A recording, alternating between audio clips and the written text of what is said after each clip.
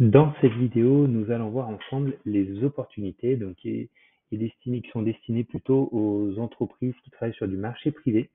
Donc pour cela, on va se rendre dans le module client.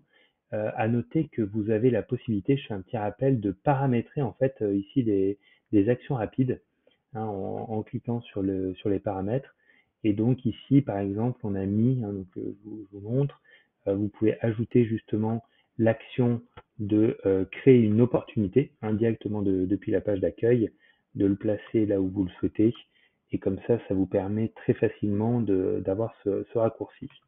Donc depuis le menu client, hein, où vous avez toutes vos sociétés, contacts et comptes rendus, ici on a le menu donc, qui s'appelle opportunités, qui permet en fait de centraliser toutes les demandes et tous les pré-projets en fait qui peuvent arriver et donc toutes les étapes de vente de votre parcours commercial.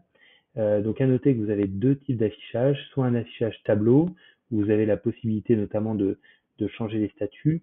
Au niveau ici des différentes étapes de vente, on le verra dans une prochaine vidéo, hein, où je vous montrerai comment paramétrer en fait les différentes étapes.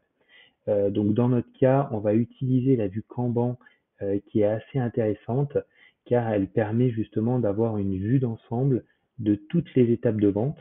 Et donc finalement, vous avez la possibilité donc de créer une opportunité, de rentrer des informations, donc l'entête d'opportunité, les sociétés contacts, le type, hein, donc c'est vous qui pouvez aussi personnaliser vos types, les origines, si vous avez fait de la prospection, c'est de l'appel entrant, ou vous avez eu cette recommandation sur un salon, le responsable, le montant prévisionnel et la date prévisionnelle qui est très importante à rentrer puisque vous allez pouvoir filtrer en fait la date prévisionnelle en fonction des différents filtres.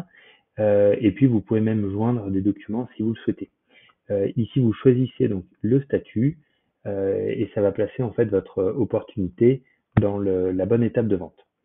Ce qui est intéressant également, c'est que on fait un calcul automatique en fait du prévisionnel pour chaque étape de vente.